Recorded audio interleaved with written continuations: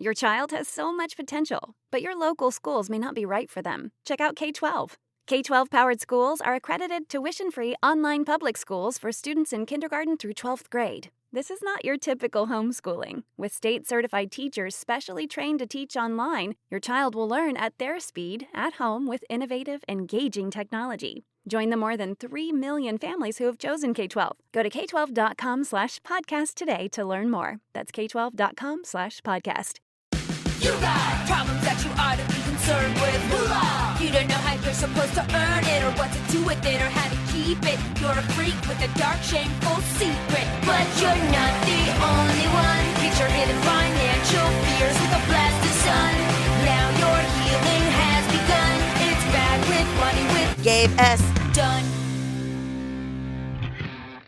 Welcome back to Bad with Money, a show about finances and feelings where we don't talk down to you. It's a bonus bag. Joel Edward Gozo, would you like to tell my audience who you are and what you do? My name, as you just said, is Joel Edward Gozo. I am a writer and I am a professor of ethics at Simmons College of Kentucky. I have just took a new job, not a new job, but a new position as a non-resident fellow at the Baker Institute for Public Policy at Rice University. So race, religion, politics, economics, that's kind of the intersection I live at. What is a professor of ethics? Well, that's a good question. At the time, it was a writer who needed a job. And so the college president at Simmons College of Kentucky had read my first book, America's Unholy Ghost, The Racist Roots of Our Faith and Politics. And he lived close to my wife's parents. And so I begged him to hire me, and I had to figure out what it was that I would do. And I said, professor of ethics, because I thought I could do interdisciplinary stuff with that. But what I will tell my students is this, is I say, honestly, I don't know what ethics is, but this is what it's going to be for this class. I only have 2 questions for you. What type of person do you want to become? And what type of community do you want to create? And all of our work together is thinking about those 2 questions. And so, and we do it mainly through the Black freedom movement. We don't read the text that a lot of other ethics courses do, because my students are the Breonna Taylor generation here in Louisville. What does that mean? So they were part of the uprisings, right? And so like a lot of them knew Breonna Taylor. They were the students who actually brought the change in 2020 as far as helped ignite the reckoning. But it also means that they hack out life in West Louisville or communities like West Louisville. And so I don't think that Nietzsche can help them with that a whole lot. I don't think that Kant knows what's going on. I don't think that some of these other folks who are in standard text, Heidegger or whoever, are the best people to help our students survive. But I think that Ida B. Wells has something to say. I think that Stokely Carmichael has something to say, Morrison. And so when we do ethics, that's who we're looking at on that. And, the Black freedom tradition, who are actually about the work of social change in a way that could help heal our nation. Yeah. So it's a unique course, unique work that I get to do there. I'm thankful for it.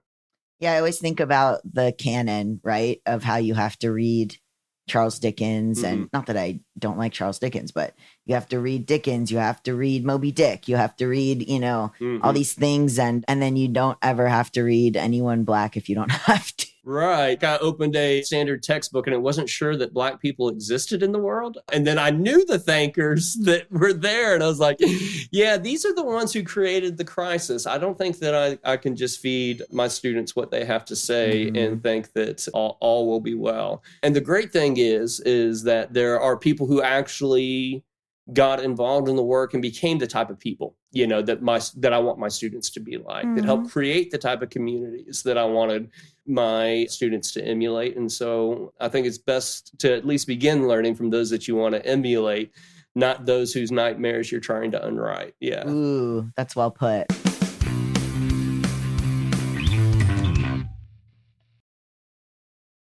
Very recently, I used Indeed to get hired for a part-time job. The employer put their job listing up on Indeed. That's where I found it. I applied through Indeed and I got the job. Indeed made the hiring process so easy.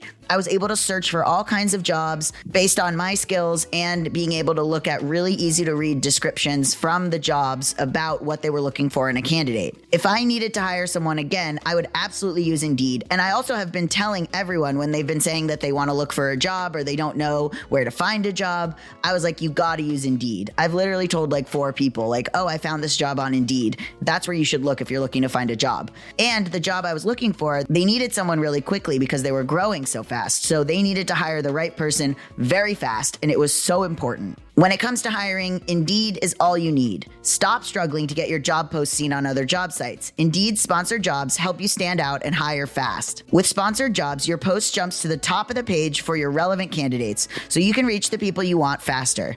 And it makes a huge difference. According to Indeed data, sponsored jobs posted directly on Indeed have 45% more applications than non-sponsored jobs. I sincerely love Indeed. I went on there. It was incredibly easy. I literally got hired in September for a job actually using Indeed. I know this is a podcast ad, but I mean it. I really did use Indeed. I really do recommend Indeed. It all happened so fast, and I didn't even have to really stress. I found what I wanted. I got the job. Plus, with Indeed sponsored jobs, there are no monthly subscriptions, no long-term contracts, and you only pay for results. How fast is Indeed? In the minute I've been talking to you, 23 hires were made on Indeed, according to Indeed data worldwide. And if you're looking to hire, you need to use Indeed because you'll find people like me. There's no need to wait any longer. Speed up your hiring right now with Indeed. And listeners of this show will get a $75 sponsored job credit to get your jobs more visibility at Indeed.com/badwithmoney. Just go to Indeed.com/badwithmoney right now and support our show by saying you heard about Indeed on this podcast. Indeed.com/badwithmoney. Terms and conditions apply. Hiring, Indeed is all you need. Your child has so much potential, but your local schools may not be right for them. Check out K-12. K-12 powered schools are accredited tuition-free online public schools for students in kindergarten through 12th grade. This is not your typical homeschooling. With state-certified teachers specially trained to teach online, your child will learn at their speed, at home, with innovative, engaging technology. Join the more than 3 million families who have chosen K-12. Go to k12.com/podcast today to learn more. That's k12.com/podcast.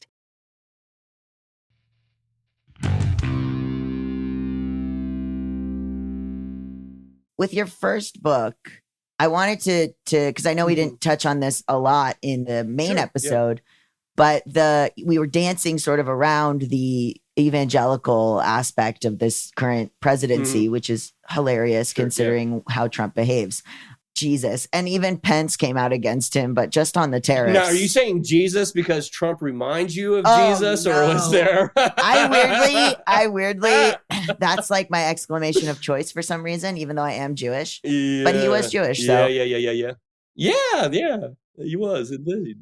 With that, when did that book come out? So I released America's Unholy Ghost, The Racist Roots of Our Faith and Politics in 2019. And so I began writing it in the year of 2016. Okay. But really what I'm trying to wrestle with is, I live in Houston, Texas, and I live in Fifth Ward.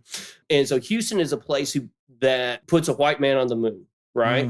And yet can't find the government willpower to educate kids. We create millionaires and billionaires. We are very good at that. 90,000 millionaires that we have created there in Houston. And yet we have 900,000 people living beneath the poverty line. So how does this work? We are the house of Joel Osteen, and we know mega church and we know how to save souls. And yet guy. We haven't I hate that guy. It's interesting. Yeah, we'll have an Olstein conversation at some point. But, my question is how did we think about religion? How did we think about economics? How did we think about politics in a way where we are able to harmonize American Christianity and democracy with the institution of slavery and the perpetuation of racial inequalities and what can be a counter imaginary, And so I use MLK and the prophetic Black church as a different way of thinking about faith and politics, whether you're Jewish, whether you're Muslim, whether you're Christian, there's a very different type of cosmology, for lack of a better term, that you find in the Black church that has always had interreligious dialogue and engagement. Yeah. And so I look at Enlightenment philosophers and kind of what they did, but the brilliance of MLK in trying to unwrite what they wrote into our nation's DNA. What could have been the Christian value that allowed slavery? Like what were they telling themselves? Yeah. Well, I'll tell you one of the things that they did that becomes very instrumental, and this is going to drive perhaps some of your audience crazy. It was the separation of church and state. Get the fuck out. Yeah, man. It was the separation of church and state. So that's by John Locke, who's obviously deeply invested in the slavery. I mean, like an actual investor in slavery. But this was the idea behind separation of church and state. Really? Was that... Yeah. Oh, Why is there a separation of church and state? It's by definition. Salvation is only about your soul. Politics is only about the preservation of property. And so what it allowed is for enslavers to do their Christian duty of slaving their slave soul and keeping them in slavery. And so what will end up happening is that you will have, kind of this secular tradition that thinks that they're better than everybody else and blah, blah, blah, because they haven't read their own history and what they've done. But they don't have much of an immoral imagination. And yet when you get into the Black church, separation of church and state doesn't exist. That's not the paradigm. There's a different paradigm. And this is what King said. Is that the church or religious organizations are neither to be the tool of the state nor its servant, but they must act as its conscience. Interesting. And so there is this very different way of engaging. So why does MLK do what he does? He does for deeply religious reasons. He does it in ways that, help percolate political thinking. We are God's babies, and we got to wrestle with that. We got to wrestle with that morally. He was very much a pluralist, fundamentally for Christian convictions. Why? Because we are God's baby, and they have the right to self-expression, and they have right to decency, and the right to dignity, regardless of your color, regardless of your creed, regardless of your sexuality. And so when we look at what is going on with Trump, this stuff has a long history. And by the way, it is not just religious conservatives. If you go to the era of lynching, it is white liberals that are the razor edge of these movements. So when we look at a movie like Birth of the Nation, that is the most famously racist movie in our history, it was a white Christian liberal minister who penned it. Because what white Christian liberals and what white Christian conservatives always held in common was that they didn't need to learn about Black folks to know everything that they needed to know about God. And so if you look at Dixon's very brother, he will help be the editor of The Fundamentalist. He is the leading fundamentalist of the era. Dixon is one of the leading liberals of the era, but what separated them was never white supremacy. Wow. That was something that they held in common. And so, the good thing is I hate religion. I'm a scientist. Well, Darwin is critical to Nazism. The scientific guild is doing the exact same type of thing that the religious guild is. Yeah. What is it called? Phrenology or whatever? Well, what ends up happening, it will morph into social Darwinism, right? Mm-hmm. And so people will say, well, social Darwinism is, an offshoot of Darwinism, has nothing to do with it, which is great as long as you don't take time to read Origin of Species. And to I know. understand. Yeah. And when you read Origins of Species, he is in conversation with Herbert Spencer. Herbert Spencer's using his words, and he and new editions of Origins of Species will begin using Herbert Spencer's words. Who's Herbert Spencer? Father of social Darwinism. Oh, no. Okay. Yeah. He is the cousin of the eugenics guy, Francis Galton. And so when we think of Trump, the unfortunate part is that if you want to find innocent grounds and you're white in America, you're not going to find innocent grounds to stand on. But, there is a particular hypocrisy that must be named. So I grew up fundamentalist. I grew up in Southern Baptist, and I actually get ordained in the African American tradition. And so I've had to think at length about the relationship, between, Black Christianity and white Christianity. Mm-hmm. And, basically what I came down to was that at the end of the day, Christianity was a subset of Judaism that was, because of that, a slave tradition. And so if you want to claim Christianity and yet you are not fighting for liberation, what you have done, in fact, is created a religion that is Christian in name, and I'm going to say a phrase and then I'll explain it, but Stoic in nature. So what the Stoics did is they thought they could look on their world and not really engage with the injustices there, and it is an appropriated religion. They have taken the religion of the enslaved and they have made it their own for purposes that are very opposite the work of liberation. Oh, wow. Yeah. And so what you'll have, and you'll be glad to know this coming from a Jewish tradition, is that the Jewish origins of Jesus disappear in white Christianity. Who reclaims it? Black Christians. And they say that if you don't understand the Jewishness, you cannot understand the very nature of it because you're missing the people who brought this faith to life. Yeah, I think the intertwining of, Jews working with the civil rights movement and things like that. But then it's like, has that tradition continued? I don't really know, I guess. But yeah, I mean, that's fascinating. I mean, it's the thing people say, oh, if Jesus showed up right now, evangelical Christians would hate him. Well, the fact of the matter is Jesus shows up every day, according to Christians, and what do? We send them to prisons in El Salvador, I mean, it ain't like Jesus ain't amongst us, Ooh. And we do to him what we did before as we crucify him. Exactly.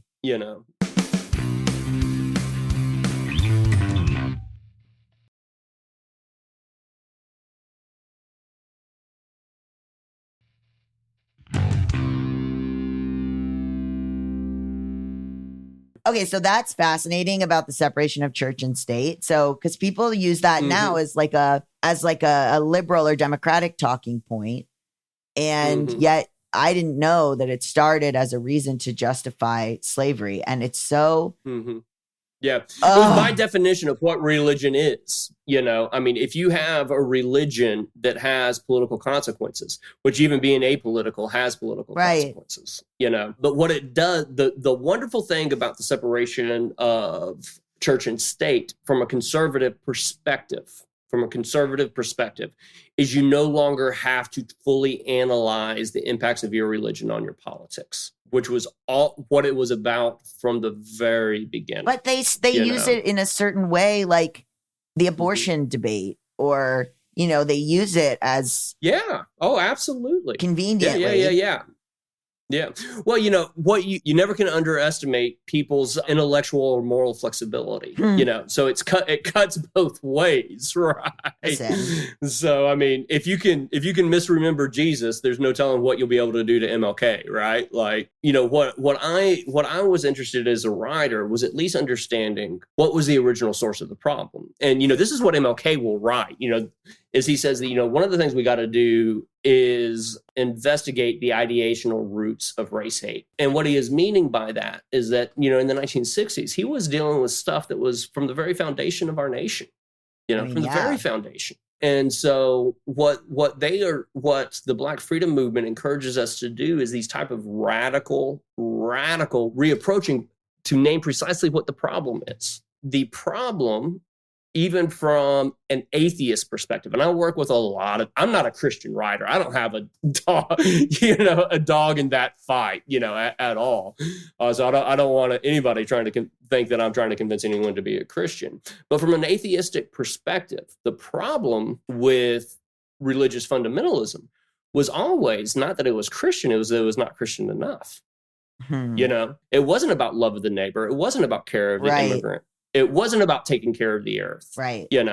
So the problem wasn't necessarily that, quote unquote, they were religious. It was the type of religion they had. Yeah, was a slaveholder's religion. Save your own soul and convince others. Yes. That's it. Yes. And isn't that what the world needs now? Yeah. Well, listen, Jews don't proselytize. So we do have that, but it's opposite. Jews are like, we actually don't want you. And actually we are about bloodline, and that's also problematic. Is actually we stay away. But there is a difference though. Yeah. There is a difference in that, within the Jewish tradition, there is this sense, at least within some of the Jewish tradition, of a concept called engrafting. Yeah. What becomes interesting to me, and I've thought about this precisely because I am a white dude at a black church, what does it mean that the only hope you have is to be engrafted into a slave religion? You know, and what type of work would that require in order to be a part of that tradition? And there certainly are, you know, aspects of, you know, a Black church that may not be open to white folks, or a Jewish synagogue that don't want no Gentiles. But the truth of the matter is that maybe we'll welcome you, but you better do some work, you know? Yeah, totally. What all this means. And there's bloodline stuff about coming from, I remember my high school boyfriend's mother was a convert, and there was like the rudest, most like stick up their ass other teens that were really religious would like be like, well, you're not really Jewish. And I was like, Jesus Christ, guys. Anyway, all of it's horrible, but I do like God. So it's tough. It's tough. Yeah, you know, it's interesting because I like God a lot too, but I have fallen in love with a lot of atheists who I want to be more like too, you know. So, well, I wrote my college entrance essay about atheism and about how I was an atheist, but I've like come kind of back around on some stuff in the last 15 years. Do you want to tell my audience where they can find you? Sure. I am, again, Joel Edward Goza. I am the author of the book Rebirth of a Nation, which we didn't talk about. That one's on reparations, America's Unholy Ghost. If you want to think about the thinkers who formed our founders and what MLK wanted to say about it, you can look there. But to keep me up with me in real time would be to follow me on Substack, Joel Edward Goza. I'm still figuring out all the social media stuff, but I am trying. But I do short videos there. I do, you know, different writings on whether it's social changes. I do write on white Christianity and Black Christianity a little bit there, DEI, CRT, kind of whatever is interesting me at the moment. Thank you so much. Gabe, thank you for being with me. Of course. Man. And if you want to, Joel did another episode with us not on this past Tuesday, but in the more further back in the past. And that was more about reparations. So go listen to that one as well. Yeah. Gabe tried to convince me reparations couldn't happen. That is not true. We had a good old fight. That is not true. That is opposite. Nothing like ending the show on a lie, you know, so the people will believe that about, like, I got something about my face. No, he didn't try to convince me. That was just a joke to get under his skin. Well, thank you so much for listening, and talk to you guys later. Love you. Bye.